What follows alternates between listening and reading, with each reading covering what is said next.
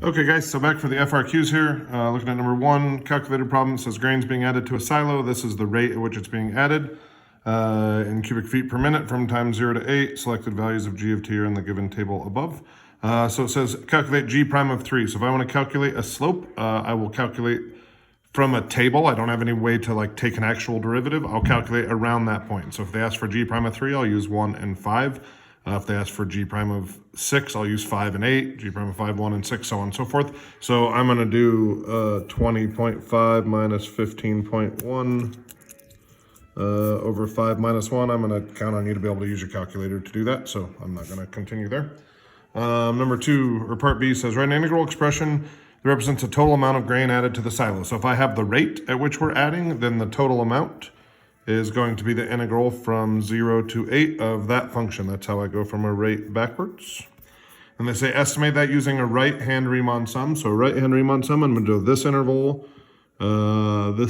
this one, then this one. Now they are different sizes, so I won't be able to like factor out. So I'm going to do 1 times 15.1 plus 4 times 20.5 plus 1 times 18.3 plus 2 times 22.7.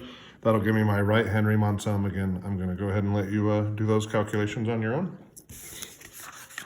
You can also look at the document itself. Part C says the grain in the silo is spoiling at this rate, where W of T is measured in cubic feet per minute, 0 to 8.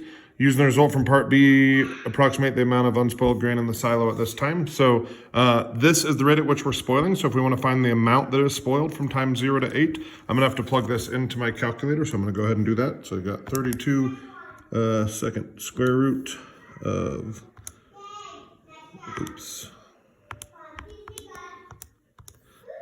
sine pi x divided by 74.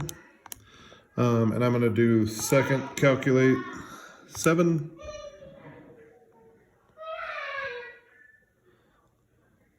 And I'm going to go from 0 to 8.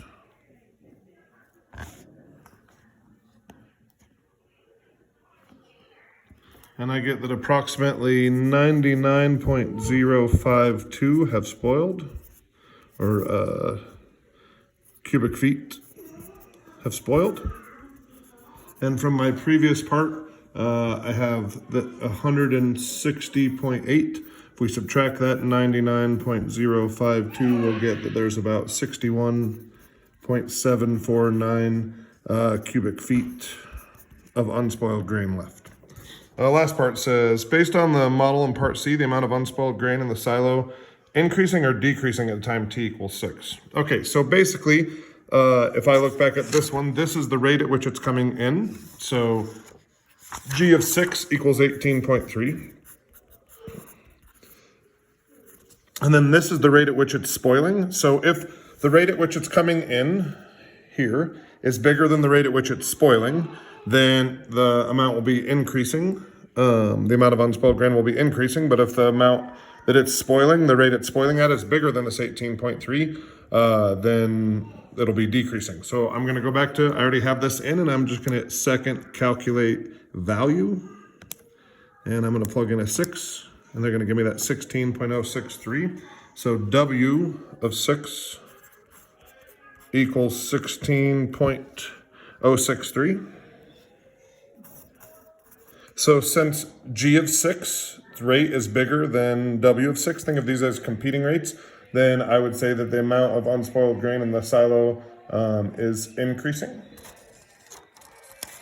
because that rate is bigger than that one. Kind of a popular problem, so I don't feel like I really nailed that, so let me know if you have questions on that.